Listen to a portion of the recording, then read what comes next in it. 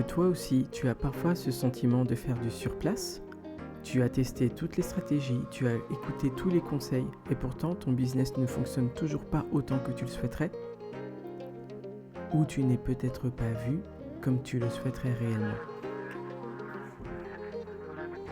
Bienvenue dans ce podcast L'autre toi, le podcast qui explore la partie de toi qui émerge. Parce qu'avant de parler stratégie, parlons d'abord identité. Et si l'identité avec laquelle tu avances aujourd'hui ne peut pas te suivre là où tu veux aller? On commence avec tout de suite cet épisode. Bonjour et bienvenue dans ce premier épisode de L'autre toi. Je vais déjà commencer par me présenter. Je suis Awa Bernard, je suis stratège en transmutation identitaire.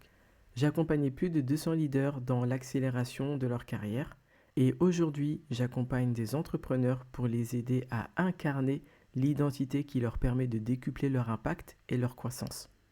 Parce qu'avant la stratégie, il y a d'abord la personne qui la porte.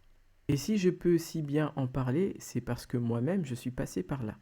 Quand j'ai lancé ma société Leadership Explorer en 2023, j'avançais à tâtons, mais je n'avais pas vraiment porté cette vision de manière sérieuse comme je le porte aujourd'hui.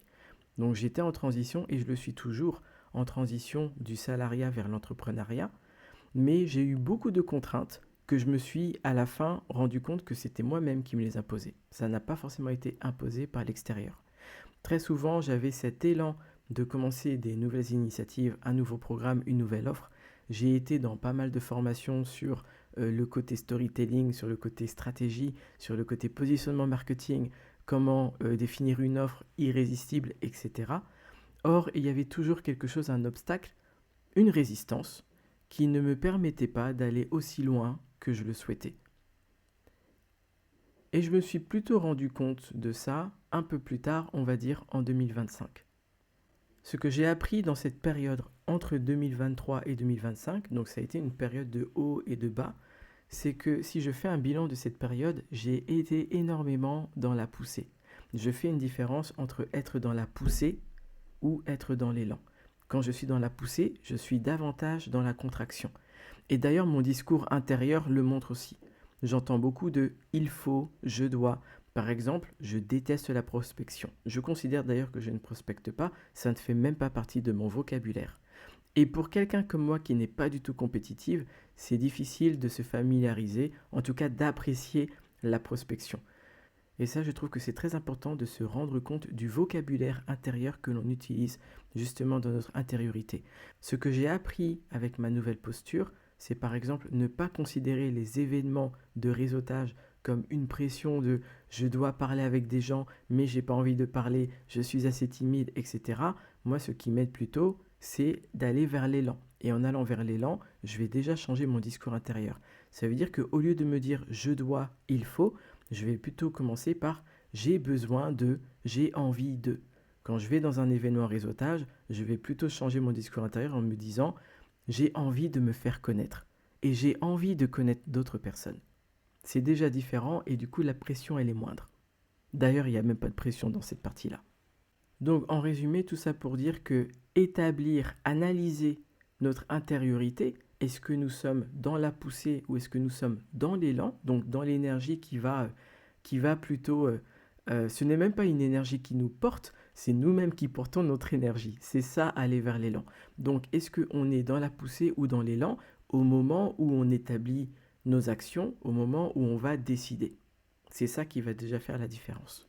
Autre aha moment que j'ai pu avoir ensuite par la suite, c'est effectivement de pouvoir définir une vision, un pourquoi. Parfois, il peut arriver que la vision ne soit pas assez portante, ne soit pas assez importante. Moi, je sais que quand j'ai créé ma société Leadership, je l'ai un peu créée sur un coup de tête quand j'avais fermé la portière de ma voiture parce que je me disais, moi j'ai envie de créer ma propre liberté, j'ai envie de créer mon abondance et j'ai envie, si j'ai envie de me prendre 3 mois de vacances, de prendre 3 mois de vacances et de ne pas compter mes jours de congé chaque année que je suis en train de travailler. Mais finalement, ce qui m'avait manqué là-dedans, il manquait cette vision de plus grand que soi. C'est-à-dire qu'il ne s'arrête pas à ma personne, qu'il ne s'arrête pas à la personne qui veut créer son abondance. C'est quel est le type d'impact que j'ai envie d'avoir dans la société. Comment je veux donner à la société en retour. Et ça exige quand même une certaine connaissance de soi. Ça exige quand même de passer pas mal de temps avec soi-même et se poser les bonnes questions pour voir vraiment qu'est-ce qui nous porte. Toute notre histoire, depuis notre tendre enfance, elle est drivée consciemment ou inconsciemment par notre envie de vouloir avoir un impact. Et pour moi, ça a été à la suite d'un développement personnel. J'étais parti faire une retraite à Dakhla, que là, j'ai compris quel était mon pourquoi qui m'a drivé pendant toute ma vie. Et dès lors qu'on a ce pourquoi, donc qui est plus grand que soi, pour moi, c'est pour ça que c'est très important quand je dis plus grand que soi, il y a quand même une connexion à l'invisible, et il y a une connexion à la spiritualité. Et pour moi, je pense que quand j'observe les leaders qui ont réussi, le point commun de tous ces gens a été de placer la spiritualité au centre de leur business. De savoir qu'ils ont un espace pour pouvoir se connecter dans l'invisible, pour autant se recharger, mais aussi pour se délester de ce qui ne les sert plus, pour pouvoir ensuite prendre des décisions plus claires et toujours garder le cap dans cette vision. Et dès lors qu'on a cette vision qui vient s'ancrer dans le pourquoi de notre business atteint déjà un autre niveau. Maintenant, ce n'est pas suffisant. On a autant la vision, mais maintenant, encore une fois, comme je l'ai dit, est-ce que cette identité qui porte ces visions, est-ce qu'elle a les épaules assez robustes pour pouvoir la porter?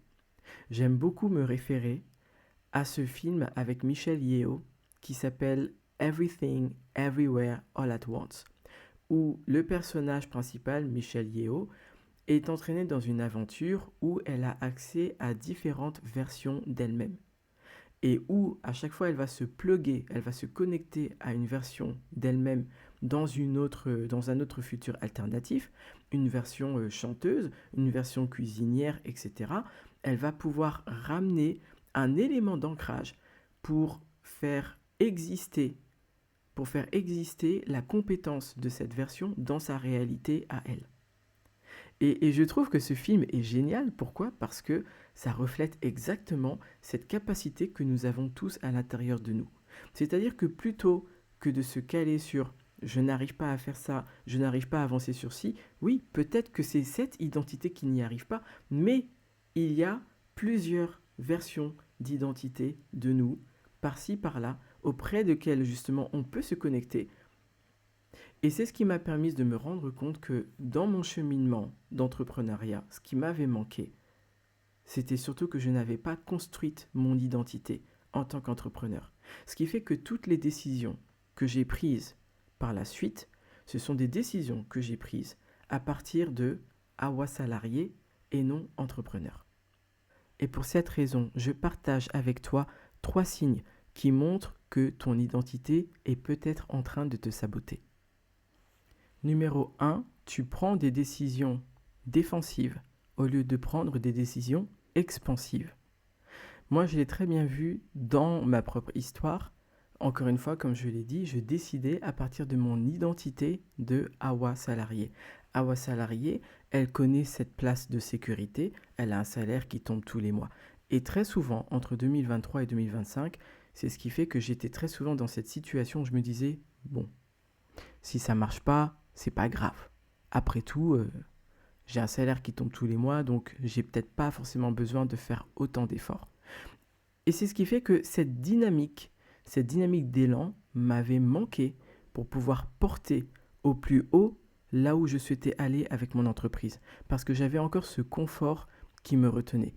Aujourd'hui, certes, je suis toujours dans la transition et je suis toujours salarié, mais encore une fois, le fait de crafter son identité d'entrepreneur, c'est ce qui m'aide justement à la porter au plus loin. Par exemple, très souvent quand je vais dans des événements où je sais que je vais faire de la prospection, et rappelez-vous ce que j'ai dit au départ, je déteste la prospection. Donc si vous êtes comme moi, c'est déjà faire attention, encore une fois, au vocabulaire que vous allez utiliser dans votre intériorité. Mais très souvent aussi, comme je l'ai référé avec le film, c'est aussi de pouvoir se plugger à cette version de vous qui porte cette vision. Moi, quand je me plug à la version de moi, Awa entrepreneur, à chaque fois que je me ressens dans une contraction d'une chose que je n'ai jamais faite auparavant, je me dis automatiquement, Awa entrepreneur, qu'est-ce qu'elle ferait à ce moment-là? Et c'est ce qui m'a permis justement d'aller dans des événements, là où je me serais peut-être limité simplement à aller au buffet, aller manger des petits fours et ensuite rentrer chez moi et me dire, ça va, j'ai passé une bonne soirée. Maintenant, quand je me dis, ah ouais, entrepreneur, elle va dans des événements et elle parle au minimum avec 10 personnes et elle pitch auprès de 3 personnes son offre, je ne le vois plus comme une contrainte. Parce que automatiquement, je me dis, ok, d'accord, ah ouais, entrepreneur, elle fait ça, ok, je vais le faire aussi. Tout de suite, on est dans la fluidité. C'est ça en fait, comment on va passer de la contraction à la fluidité, à chaque action et à chaque décision que l'on va prendre. Signe numéro 2, tu adaptes ta posture à l'environnement au lieu de la guider. Je m'explique. Quand je dis ça, qu'est-ce que ça veut dire? Ça veut dire qu'à chaque contraction extérieure, à chaque obstacle, si on n'a pas cette fermeté dans l'intérieur, si on n'a pas cette conviction de c'est cette vision-là et je vais vers cette vision, avec cette identité-là. S'il nous manque la conviction, très souvent, qu'est-ce qui va se passer? C'est comme une feuille qui va se laisser porter au gré du vent. On n'a pas cette solidité, on n'est pas stable. Et en conséquence, on a tendance à être très sujet aux validations, au fait de vouloir être sûr, à vouloir que tout soit parfait avant de nous lancer. Quand j'ai commencé dans le coaching, j'ai commencé donc en 2019, j'ai été certifié en tant que coach et pourtant je ne me considérais pas coach pour autant. Je n'arrivais pas à incarner cette partie-là. Ce qui fait que j'ai été très souvent dans les doutes, dans la peur, dans le fait de me dire si j'étais assez légitime ou non pour le faire. Si bien qu'à la fin, je crois que j'ai terminé avec 3 certifications de coach. J'ai une certification de coach systémique pour coacher des équipes, de coach agile et d'executive coach. Parfois, on peut être dans une dynamique où, pour se rassurer, on se dit j'ai besoin de développer davantage mon expertise. J'ai besoin de me sentir experte. J'ai besoin de faire plus de formations pour montrer que j'ai vraiment cette maîtrise-là. Encore une fois, on est sur un problématique d'incarnation d'identité qu'on va pallier avec le fait de faire le plus de formations possible pour se sentir légitime. Or, cette légitimité, on ne va pas forcément la ressentir, on va vouloir attendre de l'extérieur qu'elle nous donne cette légitimité. Je me souviens que j'avais déjà fait un post dessus en anglais, parce que ça a été aussi le cas pour moi dans mon expérience. C'est-à-dire, si tu ne te sens pas reconnu, c'est parce que tu ne te reconnais pas toi-même. Donc il ne s'agit pas d'attendre la reconnaissance des autres là-dessus, mais il s'agit de pouvoir se reconnaître soi-même. Point numéro 3, tu utilises l'identité d'hier pour décider. Or, on a dit, l'identité d'hier, c'est une identité qui s'essouffle, qui ne peut pas forcément aller là où tu souhaites aller. Et en conséquence, ça va t'amener de la résistance, ça va t'amener certainement de procrastiner. La procrastination n'est pas vraiment quelque chose de négatif. Pour moi, il n'y a pas de négatif ou de positif. Tout est information. La procrastination est une information envoyée à ton corps et qui va se caractériser par le fait d'augmenter justement ta charge de travail avec des choses que tu maîtrises déjà. À chaque fois que tu vas te dire je ne peux pas parce que j'ai telle série à regarder, je ne peux pas parce que j'ai déjà plein de réunions, je ne peux pas parce que j'ai ça comme to-do list, la plupart du temps, la majeure partie de ton contenu de to-do list, ce sont des choses que tu sais déjà faire. Et dès lors, ça, c'est simplement une défense de ton cerveau qui va te noyer avec des détails, qui va te noyer avec des choses que tu connais déjà pour justement pallier ce sentiment d'inconfort que tu peux ressentir quand il s'agit de faire une nouvelle tâche que tu n'as jamais fait auparavant.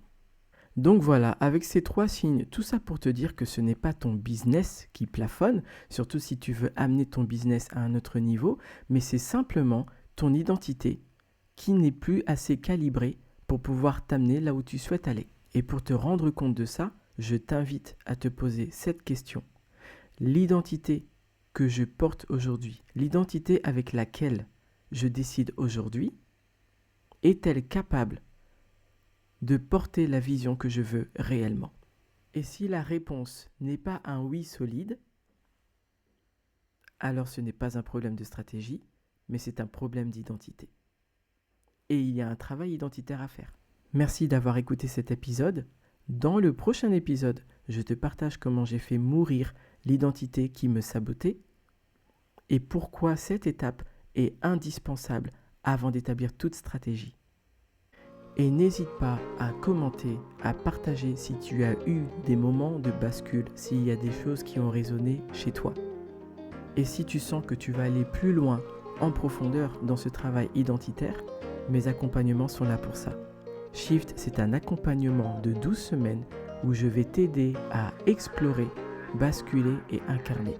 En attendant, tu peux continuer d'écouter ce que je vais te partager. Et n'oublie pas, l'autre toi existe déjà. Il te suffit d'avancer pour l'incarner. D'ici là, au prochain épisode. Salam.